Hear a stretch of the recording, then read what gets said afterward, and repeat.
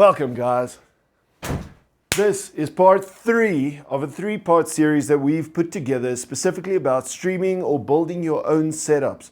We started off with part 1, very basic, entry-level, kind of upgrading from a cell phone all the way through to a crop sensor camera, getting some decent audio in there, and now we are finally here in our crib.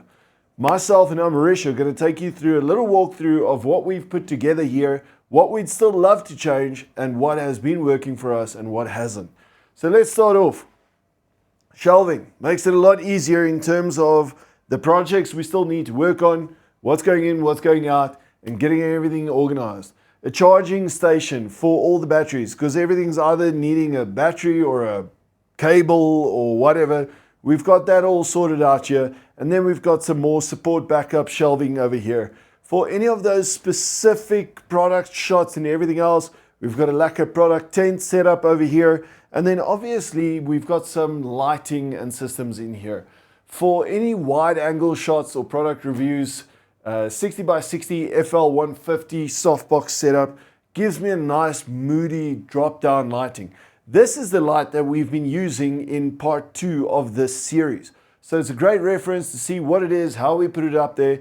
And to make it as easy as possible, we basically installed a galvanized pipe cage in this room. I can hang anything off of these bars. I can hang not myself, I can do pull-ups from these bars. Let's not talk about hanging.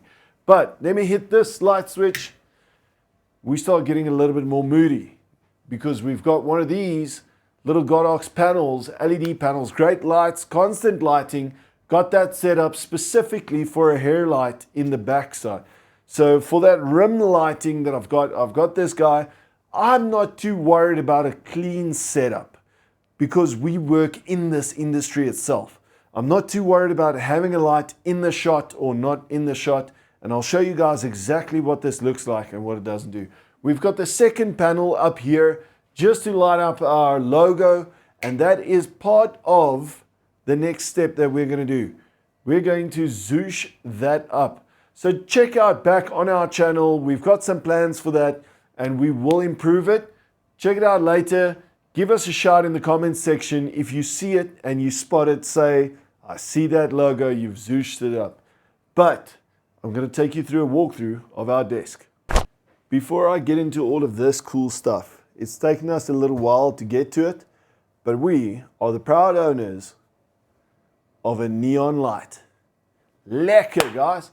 So we've got some mood, we've got some ambient light coming in, we've got constant lighting set up. I've got a FL150 similar to above the table set up here for a front view.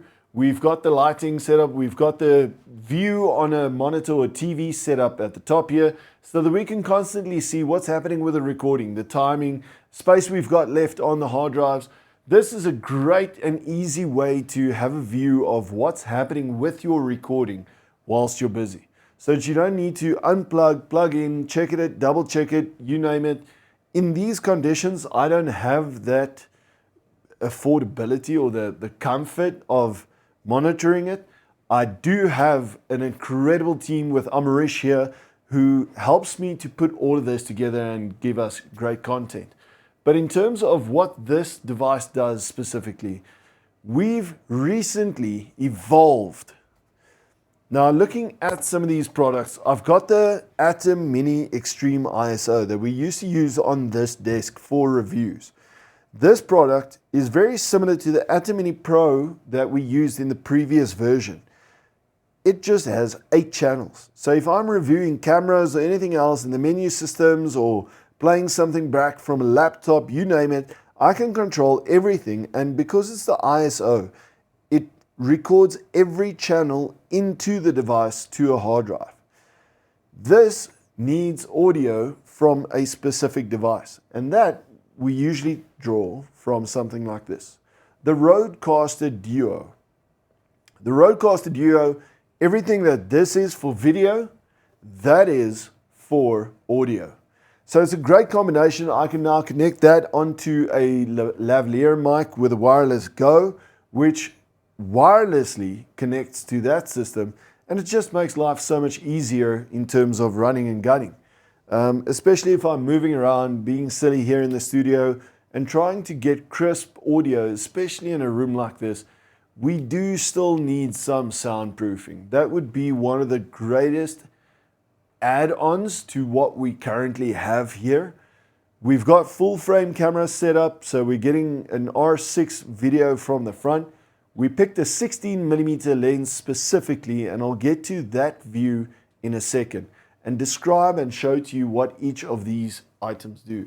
We've got a great top-down video. Because I've got the framework set up here, I can very easily connect a camera to the top with a super clamp and some adapters, and that's feeding down to the bottom. And this light I specifically set up at this angle to light it perfectly for both of these angles. So I'm using one light to light everything up here in the front. We are working on lighting up the background a little bit and making it a little bit more zooshy, if you want. On top of that, we got a little thingy, one of these teleprompter thingies. I had my frustrations with it. The app on this specific device didn't work the way I wanted it to work. Working off of the teleprompt, it worked, but it didn't work, or maybe it was just an ID10T issue. But what I found, for this to work properly, I put a monitor at the bottom here with a feed out from the desk or the switcher. I now have a monitor reflecting in that. So when I'm sitting here, I can actually look at myself. When I'm holding products up towards the camera or whatever, I can see what's in focus and what isn't. If you go back a couple of episodes or videos, you'll actually find where I review products, there are points where I actually hold it out to the camera, and you'll find me peeking off to the side just to try and see if I've got the product in focus or not. That was when this monitor was set up to the side. So excuse the cables, we're still cleaning up and we're still removing items out of here because we just, like I mentioned, evolved from the Blackmagic to the Rodecaster Video. This product replaced both the Rodecaster Duo and the Blackmagic Atom Extreme. Phenomenal product, not an easy setup. It does take a while to go through all of the software and everything else. You download it, you set it up. It's going to take you about a day if you don't know what you're doing, like I don't know what I'm doing. But I figured it out, and it is absolutely incredible. I'll show you through that. But through all of these devices, I now have audio, I have lighting, I have cameras, and I have a switcher to bring everything together, which runs it out to a hard drive or an SSD for me to be able to record. And that brings me to this. Hey guys, it's Gunther here from Outdoorphoto, and I've got a Amarish, and this is our view and angle that we've got. So, what we've got right now, I've got a teleprompter that's actually just displaying a monitor to me so that I've got an idea of where to look, what to see, and making sure that everything is in focus that needs to be in focus. What is the exposure like? What is the audio that I can monitor at the top here? We're contemplating about moving this to an angle which is easier for Amarish to keep an eye on and make sure what I'm doing, what I'm saying, everything just pans out smoothly. Kind of just helping out and assisting in this entire setup. If it is for yourself and you're running on your own, this would actually be a lot more convenient, closer to your setup so that you can actually monitor all your audio levels. With the Rodecaster Video, and we're going to do a full review on this product because I think it is, dare I say the term, game changing. I hate that term, but we're getting into a situation where products have all kind of phased to a specific point where there isn't really anything new on the market that is changing how things work. But when I can tell somebody that you can put one thing on your desk that replaces two very big items off of your desk, you're now managing everything from one panel versus the rest. In terms of what this adds onto the touch functionality, the cutting, the different angles and views, and that this can also record all the isolated channels simultaneously. So for somebody like Amarish, who has to scroll through all of this footage and figure out, is she going to use this roaming camera's footage is she using my laptop's footage that I've got set up over here? That's also fitting into this desk. That is also being recorded. So regardless of what I'm zooming in on or panning on here or displaying, it's all part of the original recording on the file on the hard drive. We can then add the audio files onto it separately. We can manipulate them or adjust them where necessary. We've got all the different views from the top and from the front. Now in this specific setup, at this angle and where that camera was set up, the top view, I've gone with a 50mm lens. The 50mm lens helps if I have to isolate specific products and I want to talk about something on the table. It is quite quick and easy for me to do so. If I'm looking towards the front, I've got this camera set up, but with a specific look and feel that I wanted and the space that I've got available to me in this room, I went with a 16mm f2.8 for that wide angle view. There is a form of distortion, but I think it's pretty cool. If I get a product and I show it to the camera, that's like a big. It's a macro lens, so it'll still focus on it regardless of how close it is. But now I'm highlighting that product and I can simply take it out of the shot and we're back onto me. What it also adds value to is I want to use this entire room and space. And we're still going to work on that light in the back, because if I step out of the shot, you can see who you're talking to. We're going to bring up the logo on the side, but to fit everything in, and especially with me with my wavy hands, and I mean, I'm explicit when I'm talking about stuff. I get excited. And with that, I've got enough space. This is incredible. I love it. This angle works for me. The devices that are set up here are all by choice with specific reasons and that I can highly recommend and attest to, because it is the items that I have been bugging the management in this business that I have to be very thankful to for allowing me to set up this situation. We've got one of the best desks. We just replaced another one of the best products on the market.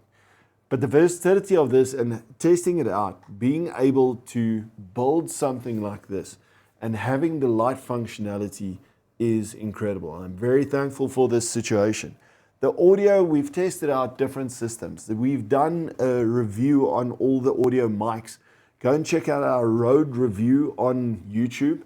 But I mean, we've got the arms here. If we want to add NTG mics or we want to do podcast mics or whatever, this desk handles XLR ports. It does USB mics. So we've got a couple of USB mics here that we can test out and do.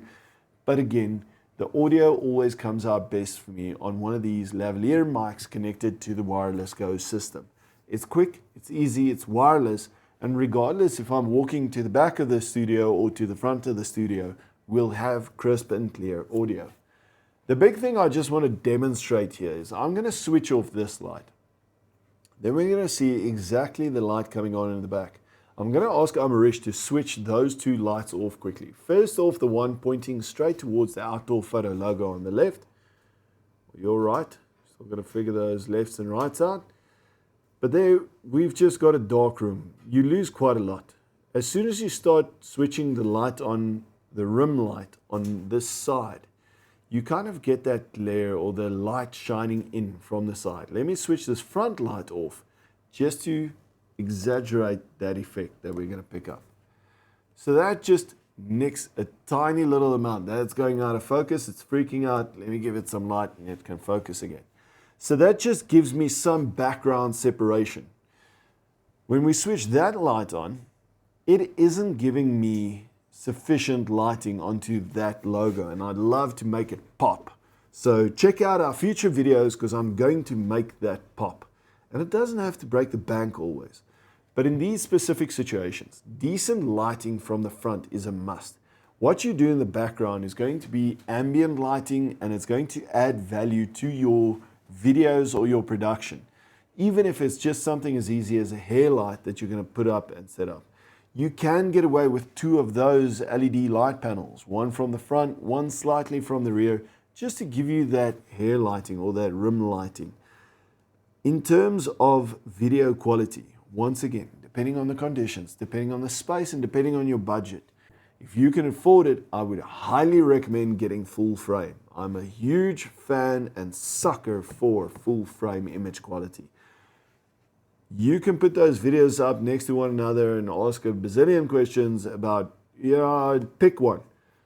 I know Amarish knows she prefers working with full frame image quality. There is a difference. So guys, come and check it out. We've got all of this set up in a way so that the go-to guys at Outdoorphoto can also bring you up into our studio and we can show and demonstrate to you what these devices do and how they work. I'd highly recommend get into contact with the go-to guys. Check it out. She wants to tell me something. Well, is that all? Lekker. Cheers. I'm out.